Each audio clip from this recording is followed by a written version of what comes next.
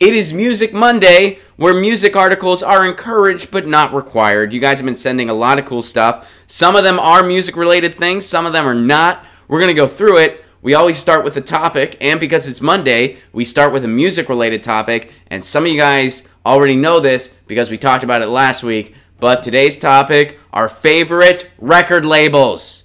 What a fun way. I mean, come on. I can't believe it took us this long to do the label talk. But let's chat for a little bit about our favorite labels. I want to hear from you guys. I'll go first, and I'll give some shout-outs based on some of the different parts of my life. First shout-out I got to give is to Dischord Records in Washington, D.C. The first, real punk album, not real punk album, but, the first punk album I got where I really heard it, and I was like, holy shit, this sounds like Kids in a Garage. This is something I want to do, was when I got the Teen Idols, and the Teen Idols, not the Teen Idols, the 90s skate punk band, but the Teen Idols spelled I-D-L-E-S. It was Ian MacKaye of Minor Threat's first band before Minor Threat, and they released one EP, 8 songs. It was the first Dischord release I ever got, and I read about Dischord, and I learned what it all was all about, got into Rites of Spring, got into Fugazi, got into Minor Threat, got into The Germs spawning off of all that, got into Youth Brigade. Minor Threat was my favorite. I mean, I'm still a really big Minor Threat band to this day. Minor Threat fan to this day. Still waking up, folks. So Dischord, Epitaph, got to get an honorable mention from me. I am just old enough to remember when you didn't really have the internet to help you find music. So when you didn't have the internet to help you find music, well, the first thing you relied on was the radio. I'm also just old enough to remember pre-1996 rock and roll radio. Why was it different before 1996, Ron? Well, because in 1996, the Telecommunications Act of 1996 happened. Thanks, Bill Clinton. And among other things, that lifted all the regulations as to how much media one company or entity could own. So, radio stations got gobbled up by a company called Clear Channel, which, by the way, is now owned by Mitt Romney's company, Bain Capital, and they homogenized radio as we know it. And quite frankly, rock and roll radio started to really suck. Do you remember rock and roll radio? The Ramones asked. If you were born after 1989, you probably don't. You probably don't is the answer to that. I'm just old enough to remember it. They're at least better rock and roll radio. So, during different times of the night, they would still mostly play your kind of mainstream rock fare, which I liked a lot of that stuff, don't get me wrong, but every now and again they would play something like a Rancid or a Bad Religion, and I heard that stuff and I thought, holy shit, who is that? Ruby Soho, what song is this? This is one of the coolest songs I've ever heard in my freaking life. So I grabbed Out Come the Wolves, still one of my favorite albums to this day, and got into Rancid, got into Bad Religion, got into DFL, got into Pennywise. Because what they would do, and I don't know if they still do this, I'd imagine they don't quite the same way, but when you would buy an album from an independent label, especially an independent punk label that can't really rely on much radio play, you would get a little form to order more shit.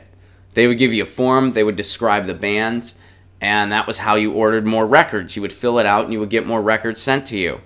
And the other thing that they would do is they would have compilation albums in different record stores, which is exactly what it sounds like. It would be a compilation put out by the record label featuring 1 or 2 songs from all of their artists. And you would get this compilation, and they would sell it at the record stores, and they would sell it for pretty cheap because they wanted people to buy it, obviously, and they wanted people to discover music from it. It was basically advertising in many ways. But it was the coolest kind of advertising because it gave you music. It was like, here's music. This is before Spotify. This is before Napster, even. This is before all that stuff. This is before YouTube. This is back when most bands didn't even have a website. Only a couple did. So got to give a shout out to Epitaph. and everything that spawned from it. Got to give a shout out to K Records over in Olympia, Washington. Obviously, some of you guys are pointing that one out. Got to give a shout out to 4AD, the Pixies, later Bell and Sebastian. A lot of great records. And let's see, got to give a shout out to SST, because really so much can be traced back to SST. Now, I've heard there was some bad blood between a lot of the SST bands and Greg Ginn from Black Flag, but look at all the bands that really spawned out of SST. The Meat Puppets, Dinosaur Jr., just to name a few. A lot of the bands that would form kind of like the indie college alt-rock scene of the 80s and 90s, you can really trace back to SST. Let me go to what you guys are saying. 4AD and Cocteau Twins, Patricia gives a shout out to. Patricia, send my love to Manchester, you know that. Andy also gives a shout out to Compilation Records. Yeah, I used to love those. Not Compilation, the record label, but Compilation Record, the records. Which, by the way, moving forward, I got to give a shout out to Vagrant Records that came a little later. Got to give a shout out to Victory. And Josh points out, I'm a huge music lover, but haven't paid much attention to record labels. You know, it's one of those things. Record labels, I feel like they used to be tastemakers in their own right. Record labels used to kind of be a brand you could trust, where if you like some of their bands, chances are you'd like all of them. I feel like in today's world, that's not quite what it used to be. I don't think that's totally extinct, because there's still a few newer record labels I'm into. Burger Records. You know, I know Burger Records specializes in really cool kind of pop-punk, surf rocky punk music. And I've never heard anything from Burger Records I didn't like. I'm not a huge connoisseur, but so far everything I've heard from that label I've liked, and they're a pretty popular label. So it does still happen. It's not what it used to be, but it does still happen. Daniel, Glacial Pace Records is awesome. It's Isaac Brock's label from Modest Mouse. Cool. I am not familiar with that, but that sounds really cool. Which, by the way, you brought up Modest Mouse, so I got to give another shout out to Suicide Squeeze Records. Matador, Daniel, good call. Matador Records is a great label. And Third Man Records, Jack White's label. Steve, good to see ya. Which, by the way, mark your calendar. April 14th. Going to be at Zombies Bar in San Antonio. I know Steve lives in San Antonio, so I'll make that announcement right away because he just logged in. Fat Records, good call, Slow News Day. Fat Mike's label. Cherry Red Records. Patricia, I'm not crazy familiar with that one. I mean, I've heard of it, but yeah. Hellcat Records, something that spawned from Epitaph. Absolutely.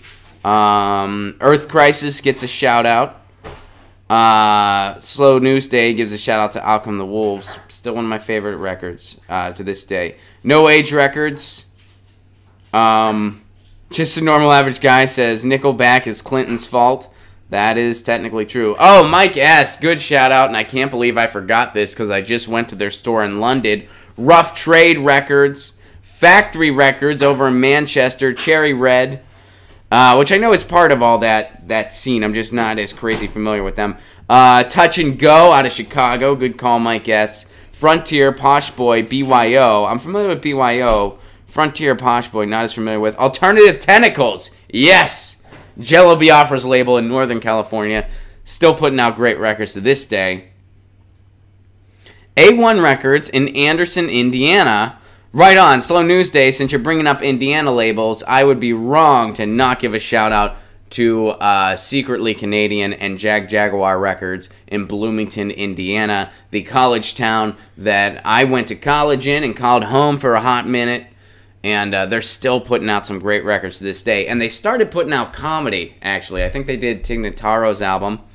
Which, by the way, I guess it would be wrong of me to not give a shout out to On Tour Records, the comedy label I am part of. And by the way, I'd like to think my album makes a great holiday gift. You can get Agnostic Holiday anywhere you get your stuff. You can get it over on the iTunes. You can get it on my website. Go to ronplacone.com. Plenty of places to get my record.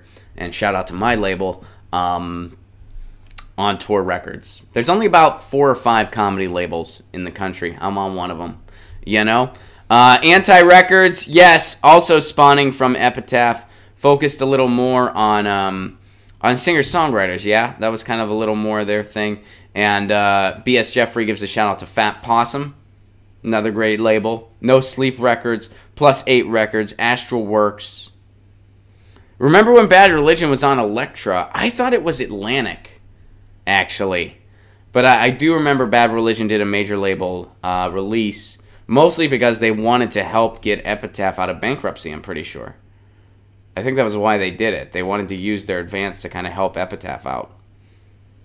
At least that was the folklore amongst the kids.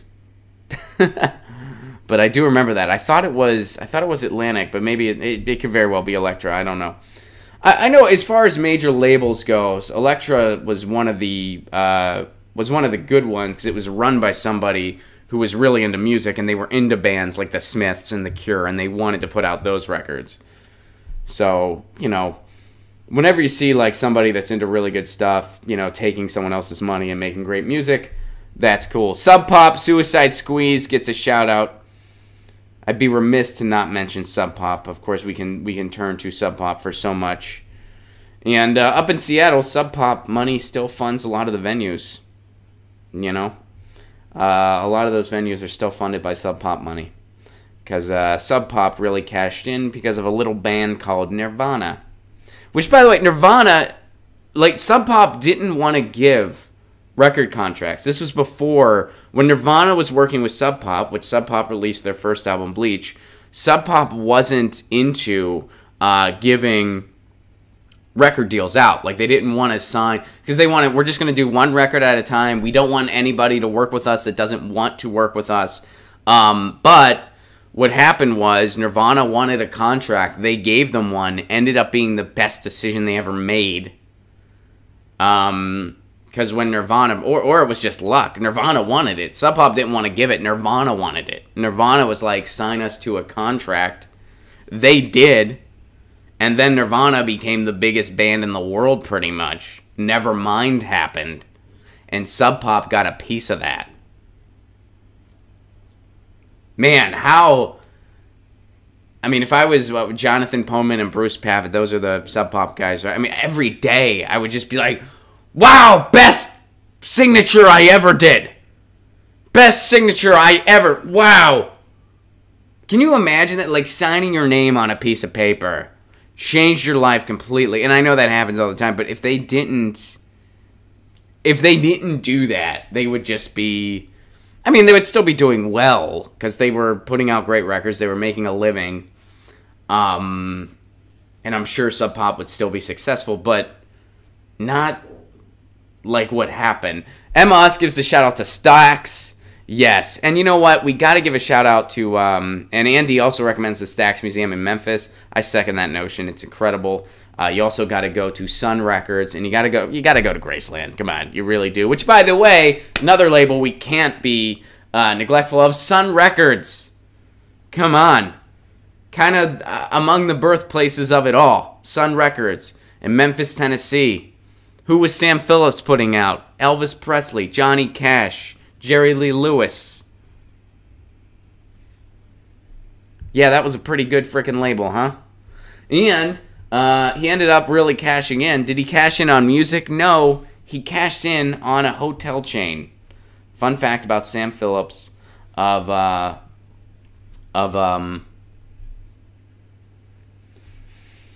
Sun Records in Memphis, Tennessee. And A1 and A2 brings up some other record labels that really deserve a shout out from that era. Blue Note Records, Chess Records, absolutely.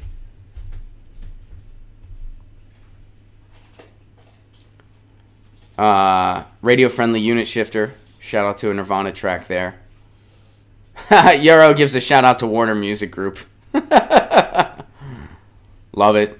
Mark saw Nirvana 3 weekends in a row in spring quarter '88. I think I saw them a dozen times. Jeesh, Mark. I'm a little envious of you, buddy. I never got to see Nirvana. I was too young. Omar, yes, only Bleach was on Sub Pop. The rest was on the rest was on Geffen as far as Nirvana records go. Alan follows up the shout out to Discord. Washington D.C. Duck Down Records, Matic Entertainment from MS. I'm not familiar with that. Stiff Records from Patricia, good shout out, and Two Tone Records, very good shout out, Patricia. And again, please tell Manchester I said hello, and I miss them desperately. Some artist shout-outs from Joshua, Rhymesayer, Sage Francis, Atmosphere, Aesop Rock, some socially conscious hip-hop for you. Brother Ali, Idea, and Abilities, Rob Sonic. Patricia gives a shout-out to the John Peel Sessions.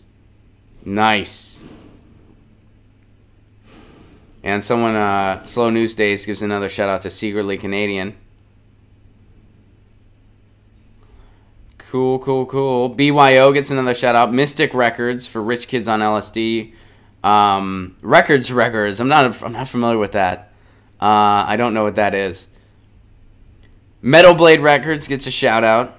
Hostage, a great record label from Southern California. I'm guessing with the was, it means it's no longer with us. Matador. All right. Man, you guys have Oh, and Mr. Gone points out that Jawbox was on Discord.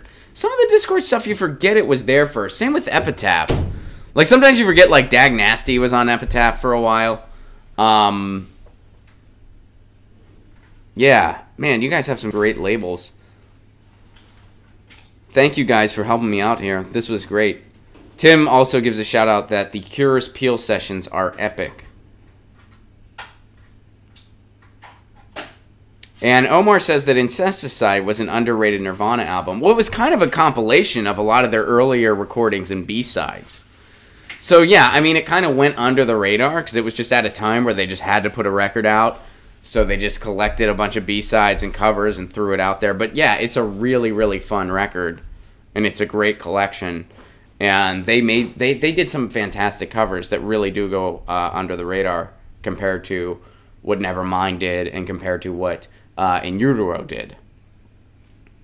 And when people ask me my favorite Nirvana album, I don't have an answer. It's so weird that they had such a short recording career, but they span so much as far as how different their records were that, yeah, it's impossible for me to pick a favorite, you know. Production-wise, my favorite one would have to be In Utero. I thought that Nevermind, well, some of my favorite songs in the whole wide world are on that album, and the flow of that album is fantastic.